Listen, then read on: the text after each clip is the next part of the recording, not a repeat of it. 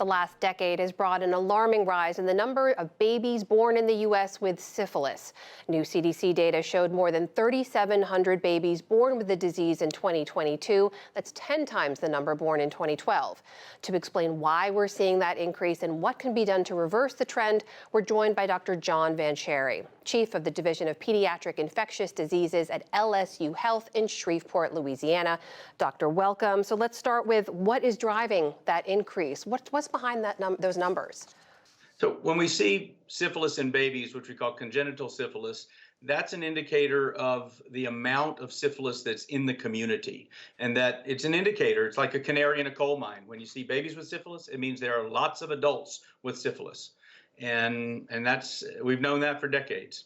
Just to hit this home, because many people may not be familiar, what is the potential harm to babies who do have congenital syphilis? Yeah, the sort of the good news of this is that most babies with congenital syphilis have very mild or no symptoms at all and no long-term manifestations. Babies can be born prematurely because mom has syphilis during pregnancy. Some babies actually die in utero before they're born because of syphilis, so we call that stillbirth. And babies that are born with symptoms of syphilis have a spectrum from mild to moderate and severe, can include neurologic damage, respiratory damage as well, and long-term complications thereof. And the amount of syphilis in the community, as you've mentioned, this is a reflection of what we're seeing in babies. So why the dramatic increase there? Put that into context for us. Yeah, we've been watching this trend for several decades now. Syphilis case counts in the United States are higher than they've been for about 2 decades, almost 3. And what that means is adult cases are 175,000 cases a year or more. And these are really spillover to babies who can't fight the disease. And babies get infected, obviously, because their moms get syphilis. And if we treat mom during pregnancy, if we can diagnose it during pregnancy and treat, most of those babies are protected and safe and don't have any complications.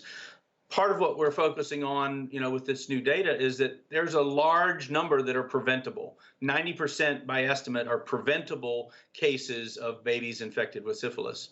So if so many, and better testing.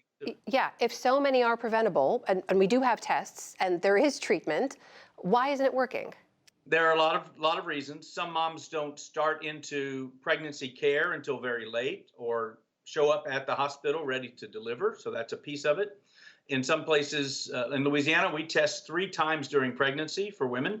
It's recommended, and they can opt out. But other places don't test as much as we do here. They might only test once or twice during pregnancy.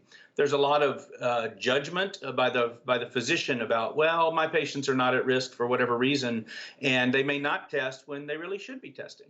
So there are a lot of complex factors involved here. Just to underscore, we do see some of the same racial disparities here that we see with other maternal health issues, other more broad health issues. If you take a look at the numbers, CDC figures find that Hispanic mothers are 2 times more likely than white mothers to have newborn syphilis, Black mothers 4 times more likely, American Indian and Alaskan Native mothers 9 times more likely. Doctor, tell us how this is showing up in your community. What are you seeing in Louisiana? Right. Where we are in Northwest Louisiana, we evaluate 2 to 3 babies a week for possible congenital syphilis. And that is, again, largely because moms may have early diagnosis or inadequate treatment. Treatment was started too late in pregnancy. And most of those babies fall into that possible category. But we also have some in that probable category. Right now, we have 3 babies in our hospital with congenital syphilis, 2 with no symptoms and 1 with symptoms. And this has been the routine for us for more than a decade in our area. So the big question is, what does it take to reverse this trend? How do we do that?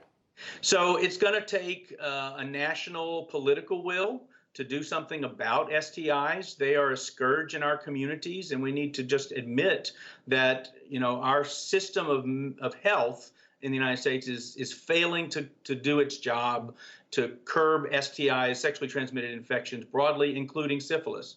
And so what we really need to think about is, how does our military get funded, and think about funding public health the same way? Have the best techniques, the best technologies in advance before threats are on our borders, like COVID. And, I was intimately involved in the COVID pandemic, and we're no better prepared now than we were before the COVID pandemic to deal with threats. this is an endemic threat, not a pandemic threat. And it's not going to go away unless we do something different. That is Dr. John Van Cherry, Chief of the Division of Pediatric Infectious Diseases at LSU Health in Shreveport, Louisiana. Doctor, thank you. We appreciate your time. Thank you, Amna.